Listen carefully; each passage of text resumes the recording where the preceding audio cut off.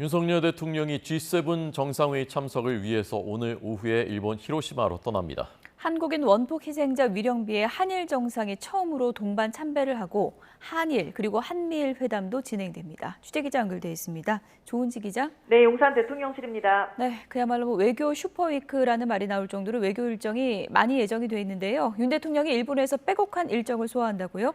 네, 미국 국빈 방문과 1박 2일 일본 도쿄 방문 등 최근 양자 회담이 잦았던 윤석열 대통령인데요. 지난 1월 스위스 다보스 포럼 이후 4개월 만에 다자 외교 무대에 나섭니다. 윤석열 대통령은 일본 히로시마에서 열리는 G7 정상회의에 호주와 인도, 베트남 등과 초청국 자격으로 방문합니다.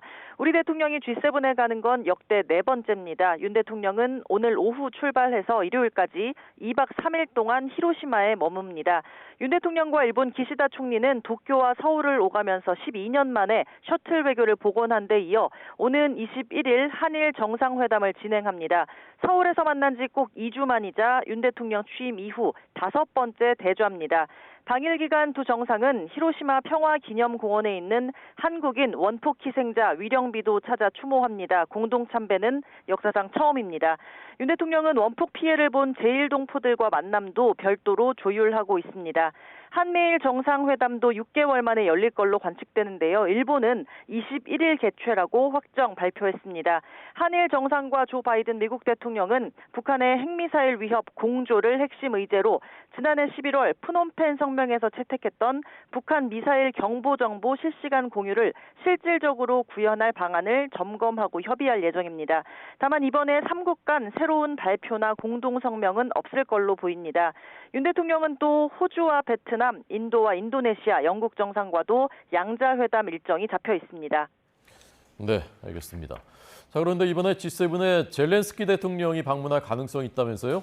네, 분위기가 무르익고 있습니다. 일본 언론들은 우크라이나 대통령실 관계자를 인용해서 젤렌스키 대통령이 G7에 확실히 참석하지만 형식은 정해지지 않았다라고 보도했습니다.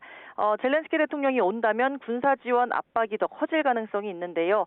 G7은 정상회의 기간 우크라이나 정세와 핵 군축, 비확산, 기후변화와 세계 경제 등 다양한 과제에 대해서 의견을 교환하고 공동 성명으로 그 결과를 발표하기로 했습니다. 특히 의장국이 제기한 중점 주제, 법치에 기반한 국제 질서는 러시아와 중국을 겨냥했다는 해석이 나오고 있습니다. 힘에 의한 현상 변경을 반대하고 법에 근거한 국제 규범을 지키겠다는 의지가 발표될 걸로 보입니다. 윤석열 대통령도 다른 초청국과 G7 확대 회의에 참석해서 발언도 하는데요. 신냉전으로 불리는 국제 정세에서 이번이 어떤 변곡점이 될지 주목됩니다. 지금까지 용산 대통령실에서 YTN 조은지입니다.